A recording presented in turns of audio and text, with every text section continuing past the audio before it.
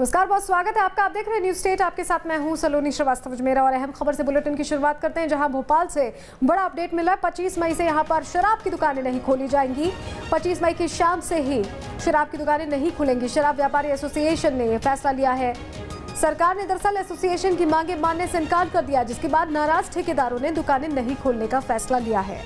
तो आपको याद होगा, शुरुआती दिनों में जब शराब की दुकानें खोलने का आदेश दिया भी गया था, उस दौरान भी ठेकेदारों ने तब तक दुकानें नहीं खोली थी जब तक मांगों पर सहमति नहीं बनी थी। यहां तक कि मामला कोर्ट में भी जा पहुंचा था और अब एक बार फिर एसोसिएशन ने इनकार कर दिया दुकानें खोलने से, क्योंकि जिन बातों पर सहमति बनी थी उन बातों पर अब आगे बढ़ने से इनकार कर रही है सरकार, जिसके बाद अब ये फैसला लिया गया है। हमारे सहयोगी दुर्गेश हमारे साथ सीधे जुड़ रहे हैं, उनसे और ज्यादा जानकारी इस खबर पर लेते हैं। दुर्गेश, जिस तरह से पहले हमने देखा था कि सहमति बनी थी और उसके बाद ही दुकानें खुल पाई थी, अब उन्हीं मांगों को लेकर खींचतान शायद चल रही है, जिसके चलते दुकानें बंद करने की बात कही जा रही है।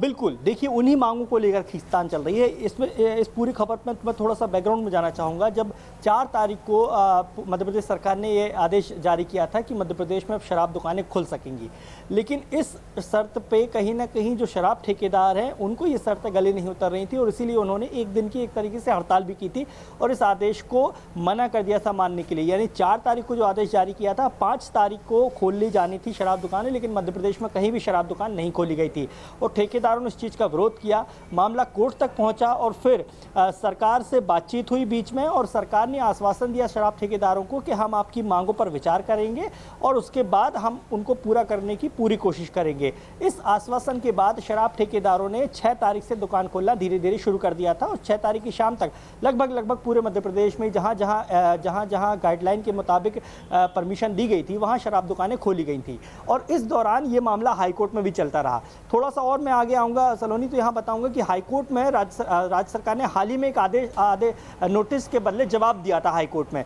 उस जवाब में राज्य सरकार की ओर से ये कहा गया था कि ग्रुप ऑफ मिनिस्टर्स यानी मंत्रियों का एक संगठन हमने तैयार किया है, जो मंत्रियों की एक समिति तैयार की गई जो ठेकेदारों की मांग पर विचार कर रही है और उसके बाद उन्हें जल्द पूरा कर देगी। हालांकि मामले अभी लंबित है हाईकोर्ट में, लेकिन जिस तरीके से आज खबर निकल के आई, चंद मिनट पहले मेरी जबलपुर के जो एसोसिएशन है, शराब एसोसिएशन है, उनके मेंबर से मेरी बात हो रही थी। उनका यही कहना था कि हमने लगातार ये प्रयास किया कि सरकार ने जिन मांगों पर हमें भरोसा दिया था पूरा करने के लिए, वो मांगे जल्द से जल्द पूरा कर दे, लेकिन सरकार लगातार इस पर ढिलाई देती रही और नतीजा आज ये है कि हमें घाटे में दुकानदारी करनी पड़ रही है, धंधा करना पड़ रहा है और इसलिए हमारे एसोसिएशन ने ये फैसला लिया है कि हम शराब दुकानें बंद करेंगे। उन्होंने मुझे ये भी बताया कि आज से ही बालाघाट, छिंदवाड़ा और बैतूल में शराब दुकान बंद हो चुकी है।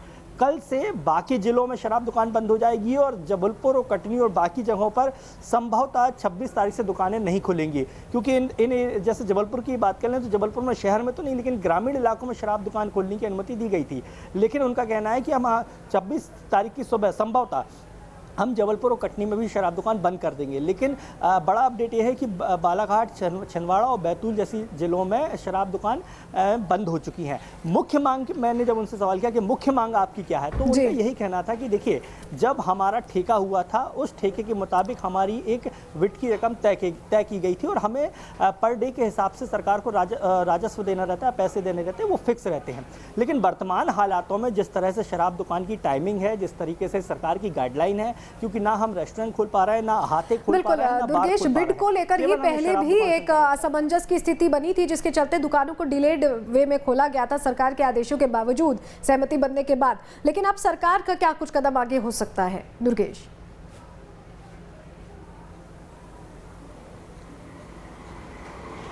देखिए, ये बहुत मुश्किल बात है सरकार के लिए, क्योंकि देखिए, एक तरफ एसोसिएशन से बातचीत की, जैसे तैसे सामंजस्य बैठा, शराब दुकानें संचालित हुई, सरकार को राजस्व का एक तरीके से फायदा होने लगा, राजस्व आने लगा। तो सरकार के लिए ये इसलिए बेहद ज़रूरी है क्योंकि देखिए, आर्थिक गतिविधियाँ बढ़ाना सरकार के लिए मजबूरी भी है और ज़रूरत भी है, क्योंकि अर्थव्यवस्था पूरी तरीके से चौपट हो गई है और मध्य प्रदेश की अर्थव्यवस्था केवल और केवल डीजल, पेट्रोल और शराब पर टिकी है। ऐसे में शराब खोलना बेहद ज़्यादा ज़रूरी थी और इसलिए सरकार उनकी मांगों पर एक तरीके से आश्वासन देकर उन्हें मना लिया था कि आप शराब दुकानें खोलें।